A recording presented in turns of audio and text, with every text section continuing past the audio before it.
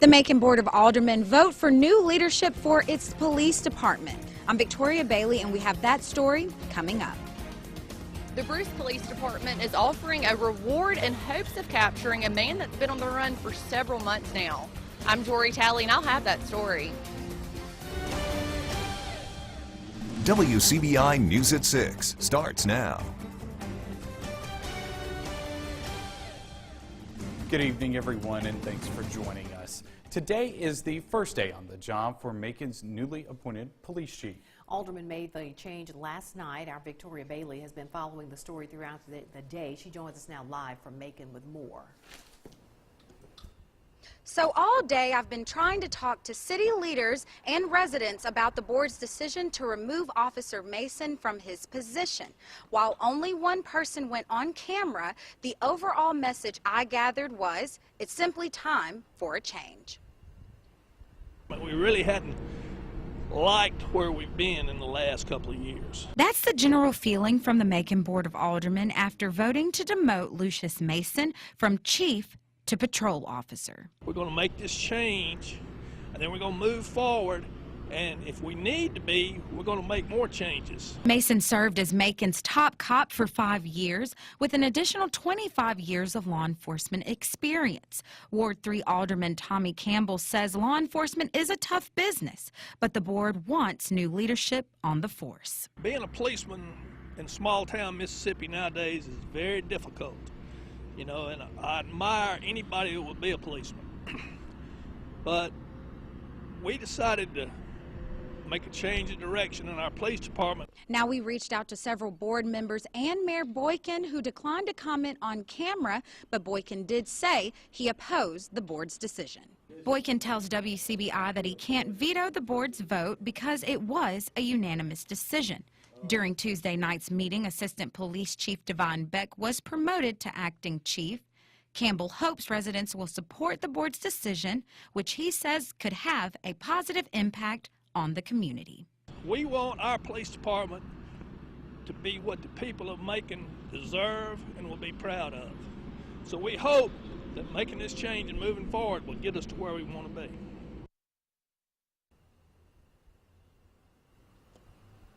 Now, the changes within the police department took effect immediately. We're live in Macon for WCBI News. I'm Victoria Bailey. Guys.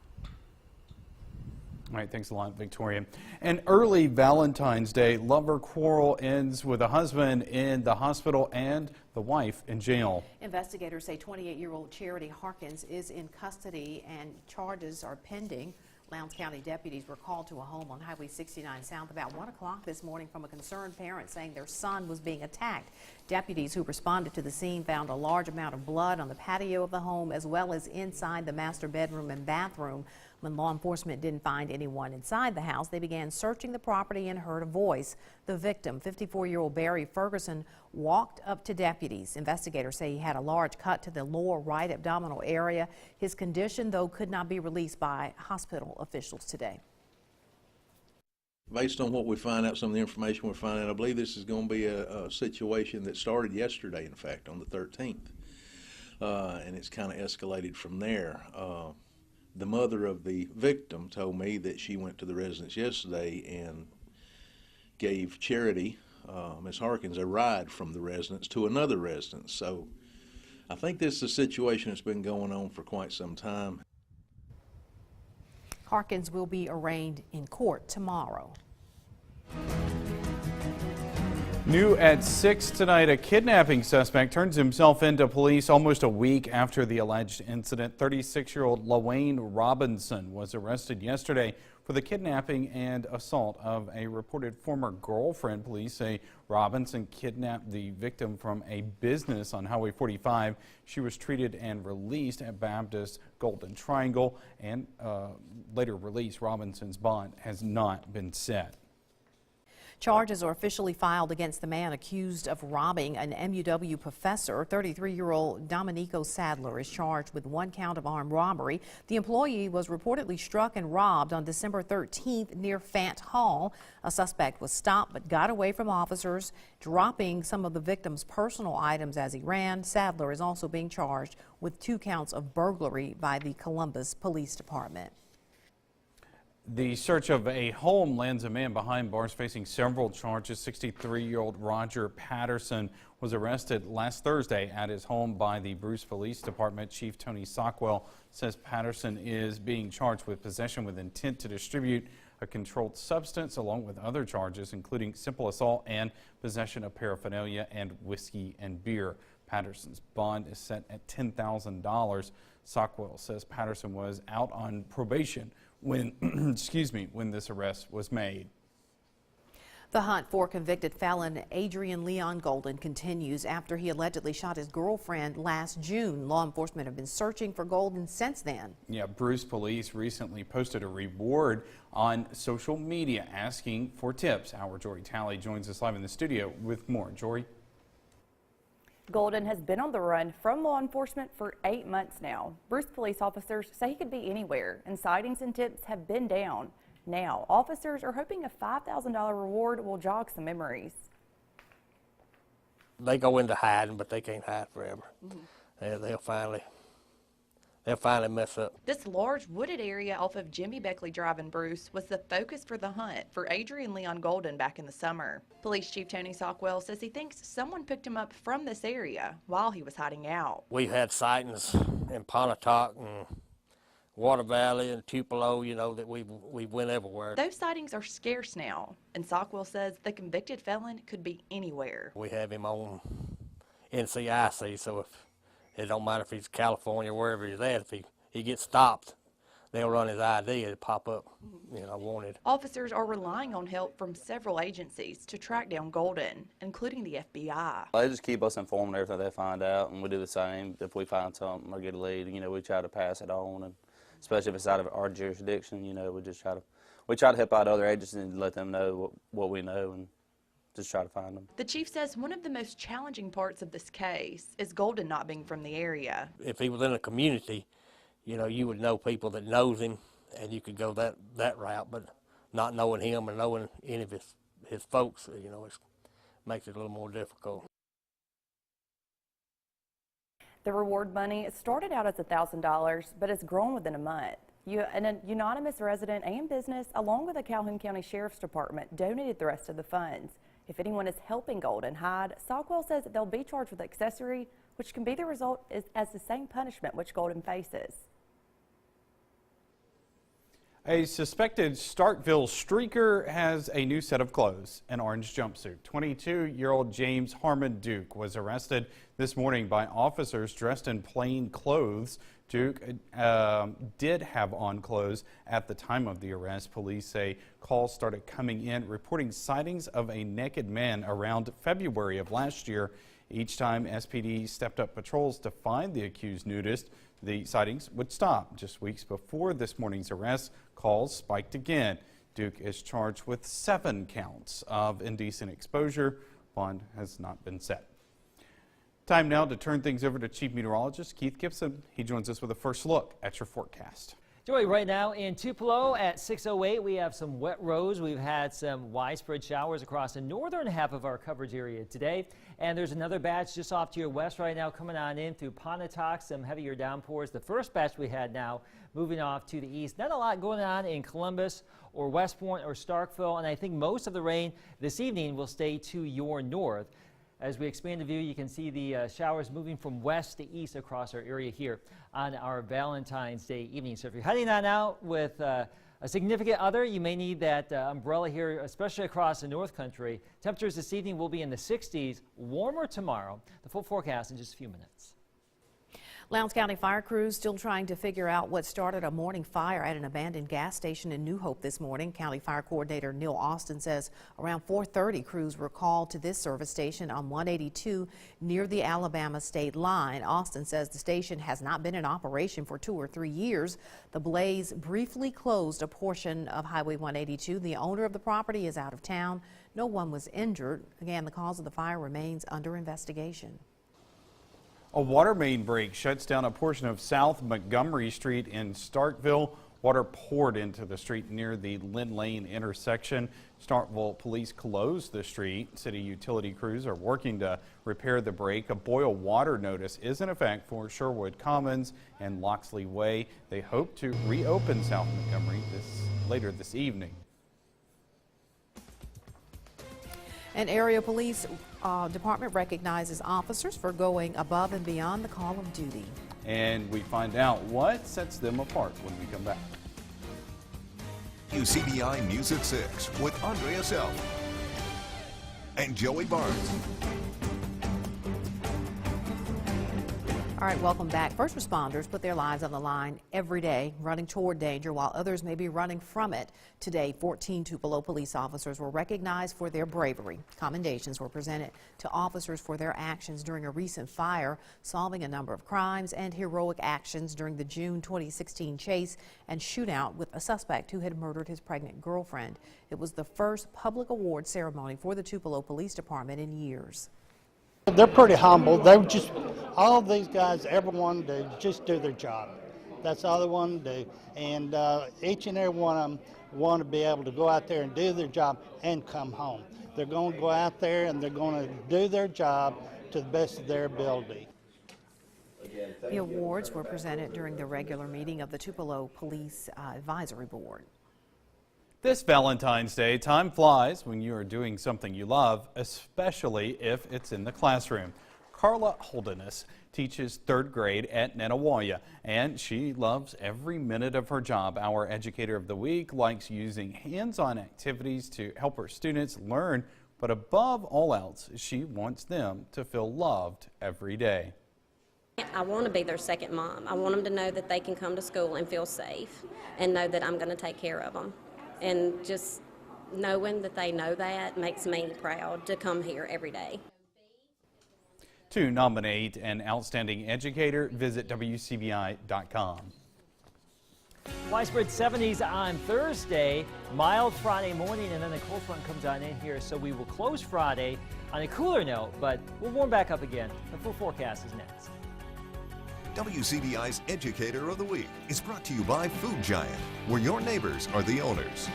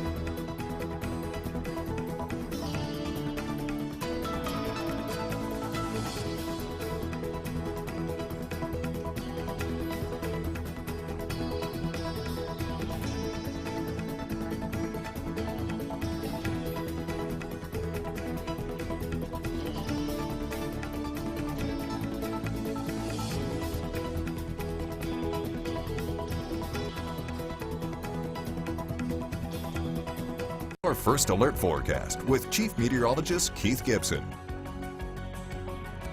Some wet weather out there this evening on our Wednesday. If you're heading out for a Valentine's Day evening date here in Tupelo, well, bring the umbrella, just be on the safe side, and really you need it right now because we have a batch of showers coming on in. It's raining pretty good there in Pontotoc County, in Pontotoc itself, and this rain goes all the way down towards Amory and Aberdeen. Now, not too much going on here in Starkville, Columbus, West Point. There could be a little bit of drizzle here in the near term, but the heaviest rain's probably going to stay to the north of the Golden Triangle area. This is moving from west to east, the first batch right there into northern Alabama. We've had some spots across North Mississippi, 1 to 2+ inches here across the northwestern part of the state.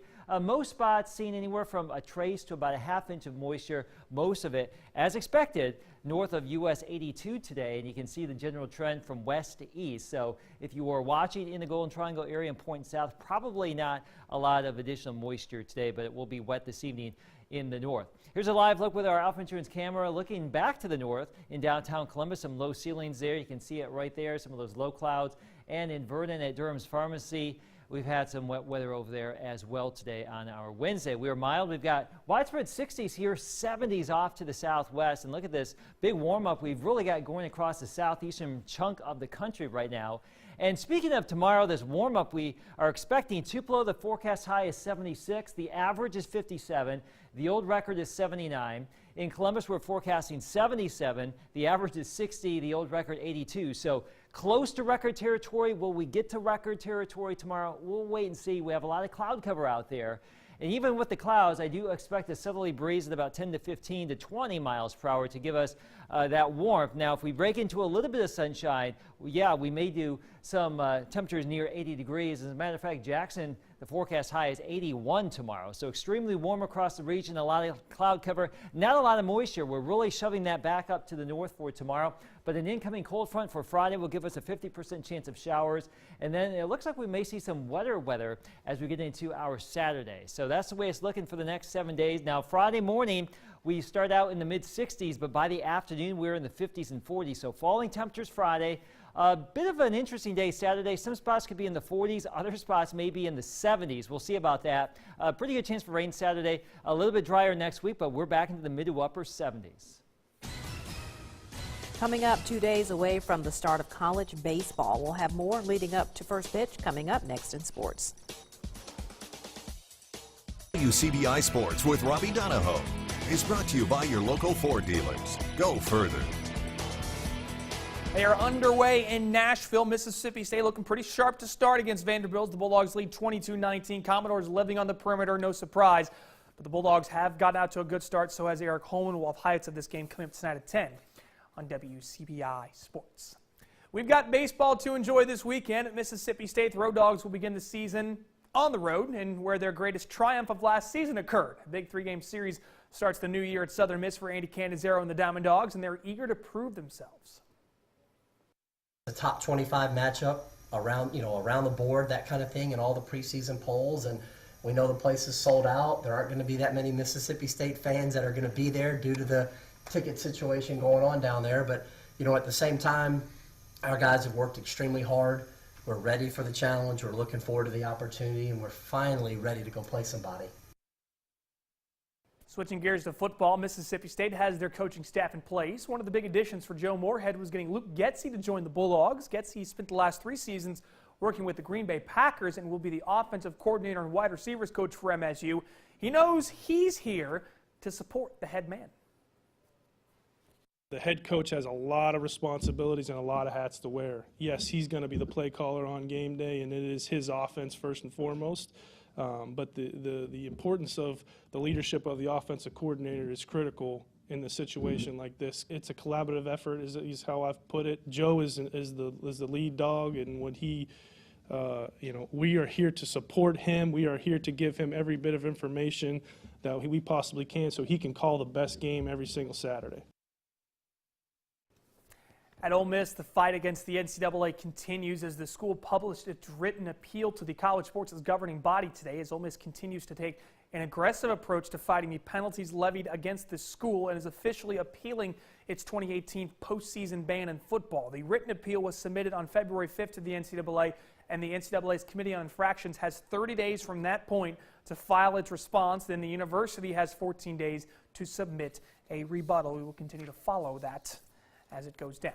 Let's go back to hoops. On signing day, once again, today at Starkville High, senior guard Jordan Temple put pen to paper on his letter of intent as he will continue his basketball career at Northeast.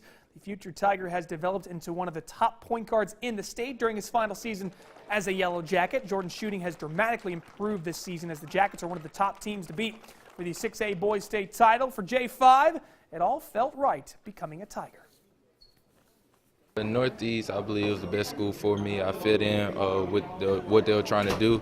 The fast-paced style of play, I really liked it. I liked the school, the new buildings, and all of that. He's probably the most competitive player we have. It doesn't matter what drill we're in or what we're doing, he wants to win. And I think that'll translate over into the next level.